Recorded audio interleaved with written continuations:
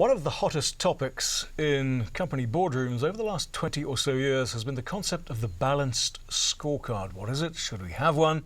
How do we implement it? And is it really effective?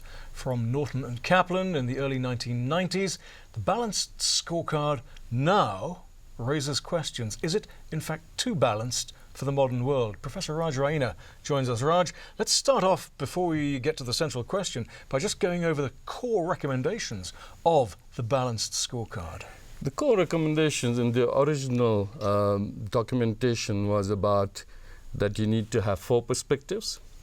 You need to have the customer perspective, the financial perspective, the focus on internal processes, and learning perspective.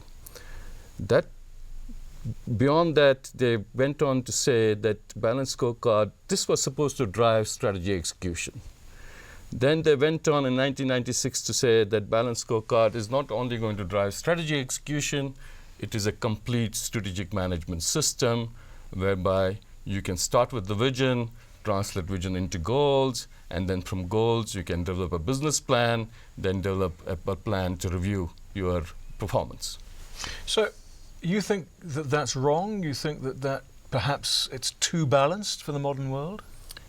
What has happened, the way it has been kind of practiced in a lot of companies based on more work done by Kaplan and Norton, is that it has created a context whereby there are 4 perspectives, and very often companies have added a couple of more perspectives. For example, I used to work for a company where they added 2 more perspectives, one for BEE, one for values.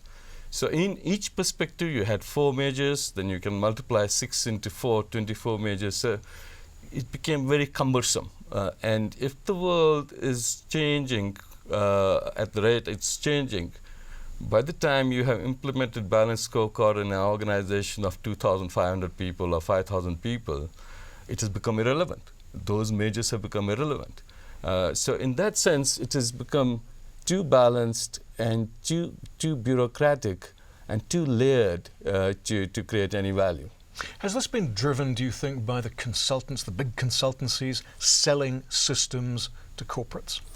The consultants, including Kaplan and Norton, this raises basic fundamental questions around balanced scorecard.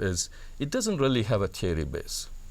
It has a very weak theory base. If you look at the first article, there were no citations. Okay, when they say balanced scorecard, all it does is it gives a laundry list of 20 measures or 24 measures.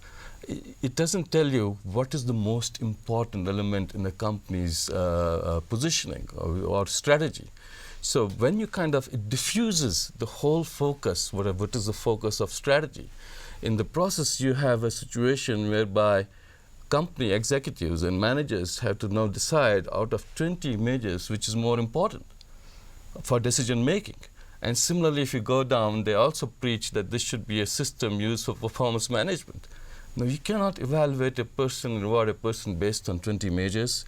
It's not just feasible, and it doesn't motivate people. It goes against all the theories of motivation that you are going to measure me on 18 measures. And just the last example, in one of the companies I was in, we had values. So we had to all employees had to be rated on honesty. Now, why would you keep an employee who has been rated on a scale of 5 on honesty or integrity who is 2 still in the company?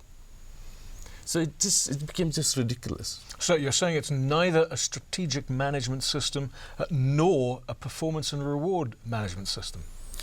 That's true, because for any system to become a strategic management system, it is critical that external environment is the starting point.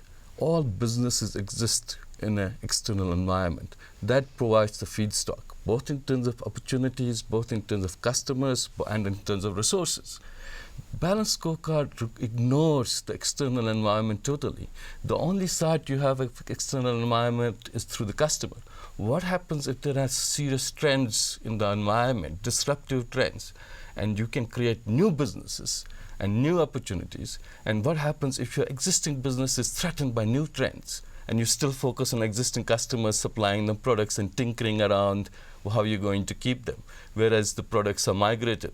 Look at the whole issue of what happened to the newspaper industry, okay? They were getting 80% of revenue through advertising. That disappeared because they were focused still on their customers and ignoring the bigger trend. So if we're going to look at something different, something that's not balanced scorecard, what would you recommend as a strategic management and monitoring system? How do you approach that? I think the starting point has to be that in corporation, any system which portrays to be a strategic management system has to include externals, has to start with analysis of the external environment, a very good understanding of the external environment. And secondly, even for strategy review, it has to take into account what is happening in the external environment, what are the new trends happening in the environment, are there disruptive changes in the external environment, because we might have to change our vision and strategy. The balanced scorecard thinks that the vision and strategy as if it drops from the sky.